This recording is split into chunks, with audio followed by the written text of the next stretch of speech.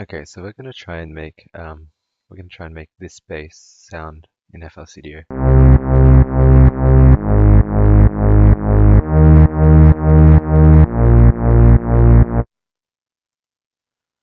So we're gonna start from the start, and we're only gonna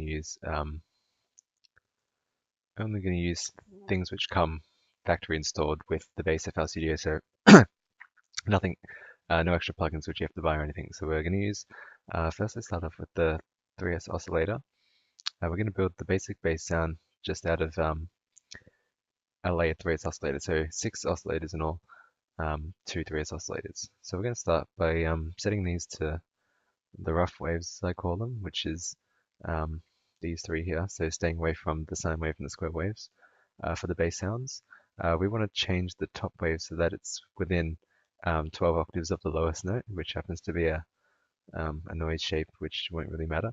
We want to turn the noise shape down, and we want to do a bit of just a bit of detuning across here, and we can also detune using this detuner. It's not too much though. So when we play it, still got too much noise.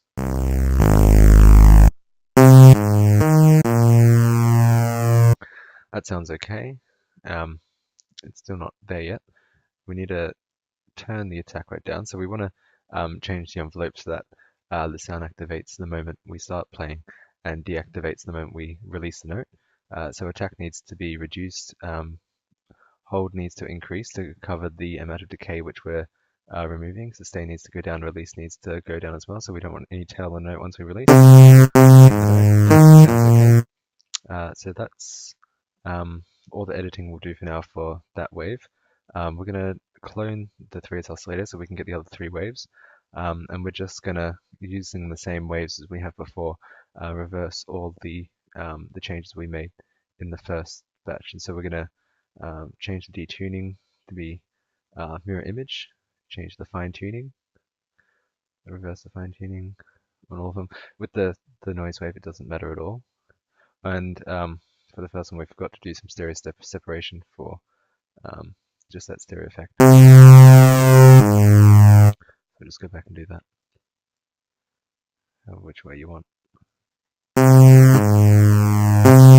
It's barely noticeable, but it makes a difference.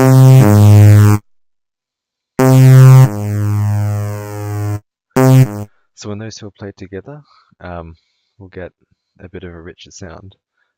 For now, we want to start setting those to the editing track so we can start mixing. So we just opened up and press Control L, drops it down into the mixer. And we want to start cutting off sounds above the bass range. And so we're going to use the trusty old parametric EQ for that. Get rid of all these notes because they're annoying. And we want to have the threshold at around 2000 Hertz. And so that's roughly the midpoint between C6 and C7. Here you can see that it's in between the mid and high range, mid and high mid, sorry. We want the bass sound to cover from the sub all the way to the mid, so that's from C1 to C6, and we don't want any bass sounds after this C7, and so we'll just set the cutoff point to that, have a low pass, and make it a bit steeper. And so we've got the cutoff which has got this median right here in between C6 and C7, close enough. And now to get the same settings exactly on the other oscillator, we just right click, open file, and we press and hold save mixer state, track state as, and we drag that over to the other oscillator, and that's just going to copy all the settings across without us having to finally replicate it. So now that's done, let's build the track. We'll just use a really simple, you can hear that's pretty muted, but that's alright.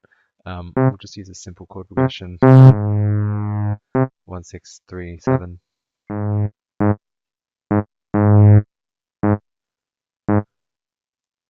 Just to be generic.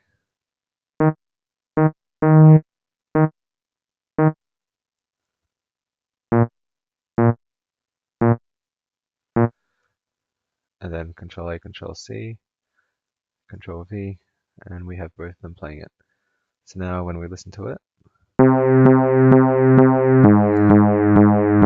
you can hear just visibly that it's not detuned enough. So we need to go back into the oscillators and we need to increase the detuning just a bit, or increase the noise just slightly. So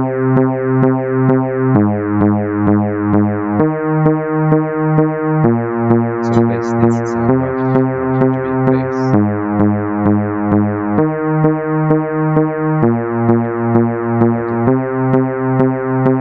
One thing which we can also do is completely drop one down an octave while having the other one up.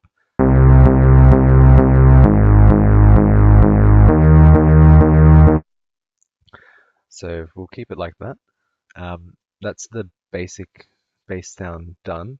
Whoops. What we want to do now is add a bit of a wub wub to the start so that we have the sort of bass which you see in most forms of EDM music. And to do that, we're not going to use any of the premium tools like Grossbeat. Grossbeat's the best for it, but we're going to try and do it just using Fruity Limiter, and we're going to just do some sidechain compression. So for this, we want to get a track from your packs here. It doesn't matter which one because we won't be able to hear it anyway. We want to make a new pattern and just call it a trigger or whatever. And what's going to happen is whenever this track plays, it's going to compress whatever it's sidechained to. In this case, it's sidechained to the three oscillators. Each one of these is going to be compressed whenever this is active, and so on the first beat, we're going to hear a compressed bass, and so it's going to go wub instead of a bar, which is the sort of sound we're going for. So we need to send this to the mixer track. So just open that Control L, and we want to immediately kill all the sound coming from it. So go into the master track and just turn it down, the one which is linked to. And then we want to sidechain it. So right click on the arrow, sidechain to this track, twice of them, one for each. And then we want to give it a limiter, a Fruity Limiter, which you can find right here under Dynamics. Go into Compression, which is here, and drag up sidechain to track number 1, which links it to the snare which we've just appropriated for our trigger. So once we've done that, we just want to drop the threshold down. This is a really long way down to drop the threshold, but we'll just hear an exaggerated effect. And once we're happy with that, which we just did that randomly, we'll go into File, save Mr. Track As, drag that into the other one, and then we have the same thing for both. And so now when we paste the trigger file into the playlist,